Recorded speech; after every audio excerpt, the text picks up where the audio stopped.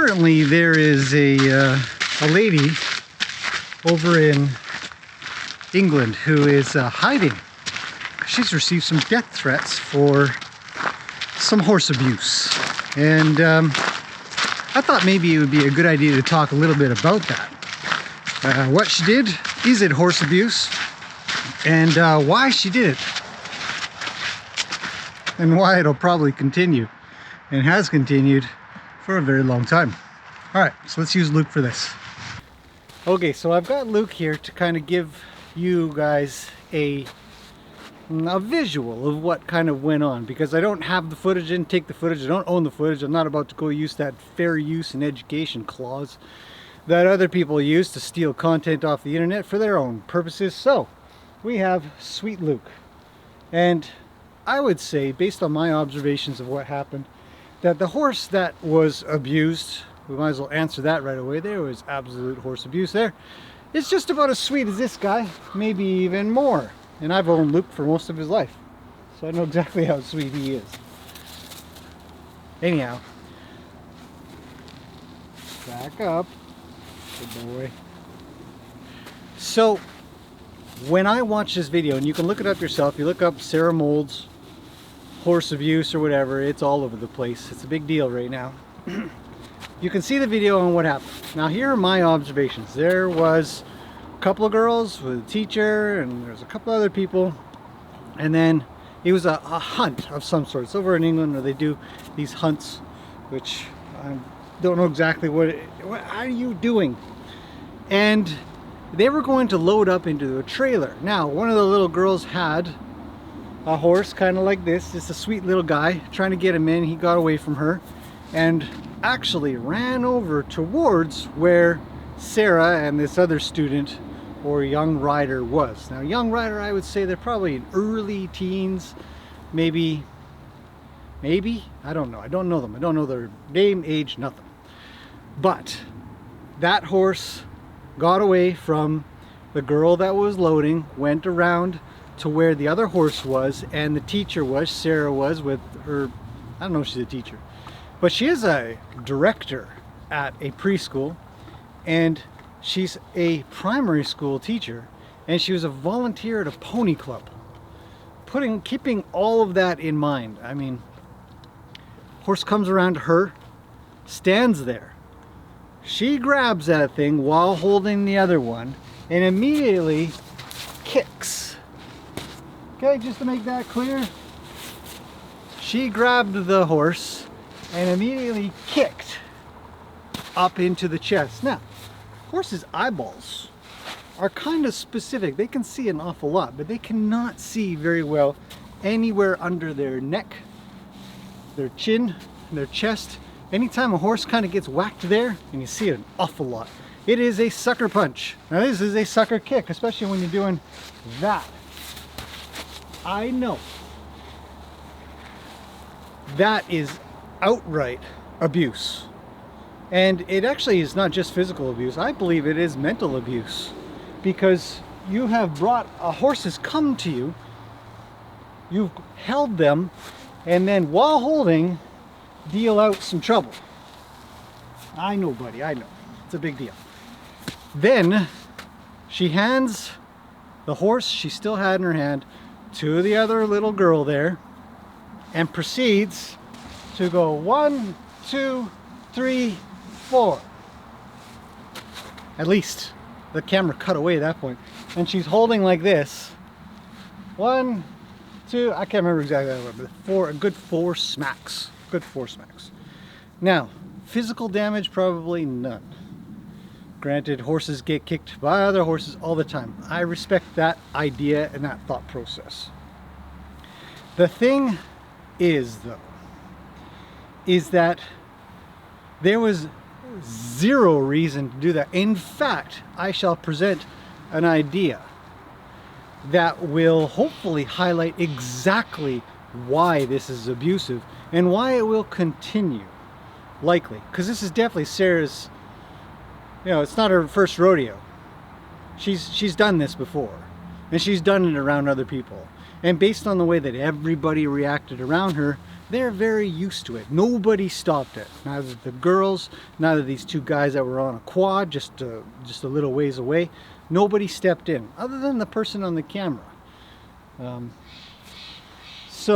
then posted it, obviously, which has led to poor Sarah's death threats, and she's in hiding, which I don't think is appropriate. I mean, if you want to look for horse abuse out on the internet, I could show you horse abuse. There's plenty. In fact, there's one very recent subscriber to this channel, and as much as I hate to give it any publicity, if you were to go there and report all their videos for horse abuse, that would be fantastic, because I've done part of that. And that channel is Campero TV, C-A-M-P-E-R-O TV. It's in Argentina, and they do a festival where they abuse horses for hours, and it's utterly disgusting. So if you really want to start thinking about, you know, whether people should be charged and all that kind of stuff for real proper horse abuse, that would be it. A kick to the chest, a lot of muscle in here, some slaps to the face. It is horse abuse, but it is not doing the damage that you see on plenty of other festival / rodeo type of materials. But why does this happen? Why does Sarah, a preschool director, a primary school teacher of little children, think that in front of two little girls it is a great idea to be furious with a horse that wouldn't load, enough so that she should go and kick it in the chest and punch it at least 4 times? Especially if it's, you know, if you're not new here and you know Luke, you know he's just a big sweetie, he's just a big snuggle bug, and that's what this horse did look like. Why does that happen?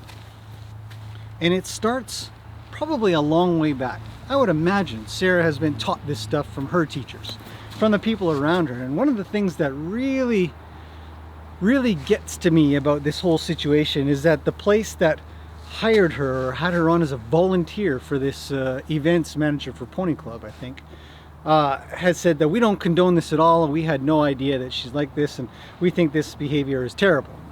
And to that I'd say, I doubt it. I really doubt it. Because where does this start? This starts with likely the thought process that the horse not going onto the trailer was either being stubborn, bad, knows what to do and won't do it, like this guy.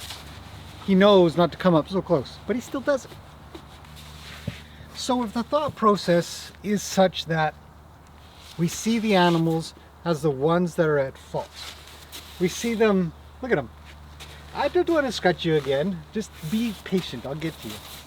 We see them as the ones at fault. We see them as the ones that are bad. We see them as stubborn. I had a lady that came into the comments section maybe about a year ago, and she'd been raising Arabians for 30 years of her life and wanted to warn me that Gracie was going to be stubborn, strong-willed. She was going to test me. She was going to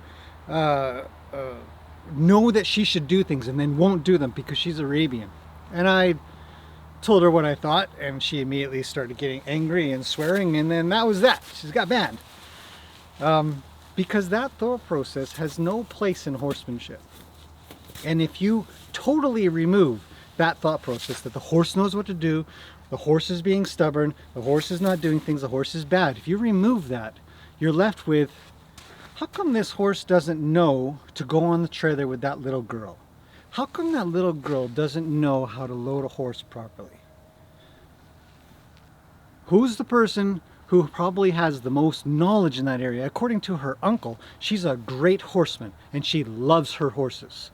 So if this person, Sarah, has been around horses for so long, if she has been doing as many things as her uncle claims her to be doing, well, that makes her the teacher in this situation. That makes her the person that people will look up to, including those two little girls that hopefully will not go on for the rest of their lives to look like her, to think that it's okay to do that and to blame the horse. But if Sarah had taken a moment and maybe applied some of her rules that she might do while she's teaching children in a school situation and said, I call a little kid Abigail, because Abigail just fits in my head for some. She said, Abigail, I'm really sorry, I didn't really prepare you for how to load a horse. And maybe when she caught that little horsey, and she says, well, sorry there, little Tucker, you seem to be a little scared hanging around with Abigail. Do you think maybe I could help you out? because we're a friend. And if you're new here, you might not know, but every time I go up to my horses, and I have a camera, not just when I have a camera, but when you guys are here, we talk about them as if they are friends. And if you were to consider the horse your friend, you would not do what Sarah did. And if you considered those little kids your friends, you would not do that around your friends. Back up. Thanks. So that's one of the main reasons this becomes not only unacceptable, but abhorrent. Literally. These horses do not have an agenda. They don't have forethought to make sure to mess you up or to, wreck your plan. That horse was probably scared to get on the trailer with little Abigail. And the horse got away. And that little kid wasn't really prepared to hold on to a horse that was trying to get away. Why? Because it's scary. Getting onto a trailer loading is scary. That's why there's so many videos out there of how to do it, why it's dangerous.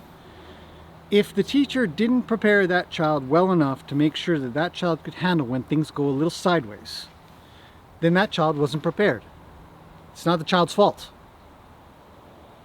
It's not the horse's fault for not being prepared to get on that trailer with that child in that situation. The person with the most experience and the most knowledge is responsible for the whole situation. And I can guarantee you, that is not what went through Sarah's mind. Sarah did not think that anything was going to be her fault. Would you stop? I'm not going to scratch you. You're such a booger. Look at him. What a goof. But a sweetie, right? Imagine kicking and punching him. It's crazy talk. And that's the thought process that needs to change. And so the next step is, how can things change? Things can change when people stop saying the horses are stubborn, the horses are bad, the horse is trying to trick you, the horse is trying to mess with you, the horse knows what to do and doesn't do it on purpose. That thought process must stop. And it must be changed to, I'm sorry I didn't prepare you. This is my fault. I didn't get you ready enough. And that must apply to the students as well. To be an example that says, I'm sorry I didn't do enough, is so far off of the example that Sarah showed. It tickles, it does, it tickles, that Sarah showed. Because she has never ever been taught a different way. And that reaction came to her naturally. You can see it in the video. She's done it many times, and many people around her are aware of it.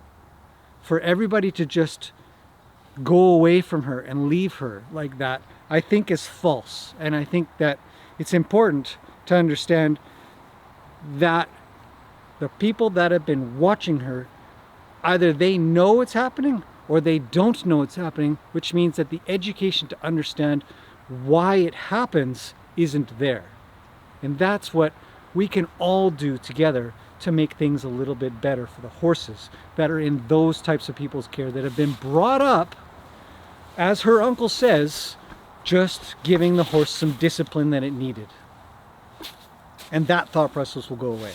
It will instead change to being the responsibility of the person who is handling the horse, or the person that is handling the people that are handling the horses. And that's what's important. That's it. That's my spiel. I have soapboxed the whole thing. Let me know what you guys think in the comments if you want. And we'll take it from there. Maybe we'll do a follow-up. But 100% what Sarah did was abuse. She should be charged. I don't think she should receive death threats. I think that is cruel. I think that other humans have overreacted to what has happened.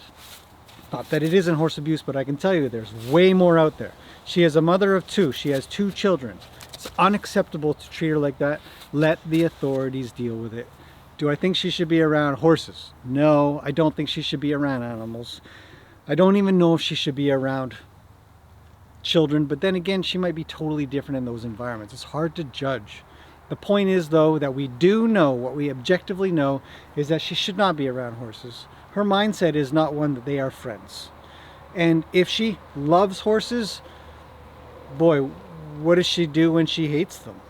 Those are the questions we ask, we try to understand. what is going on? Why does it happen, and what can we do?